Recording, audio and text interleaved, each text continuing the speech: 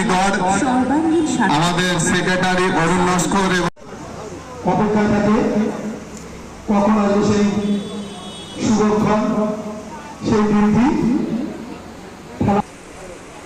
সদস্য মাননীয় শরীর বিশ্বাস মহাশয় রক্ত প্রদান করছেন, আমরা গর্বিত। উনি একজন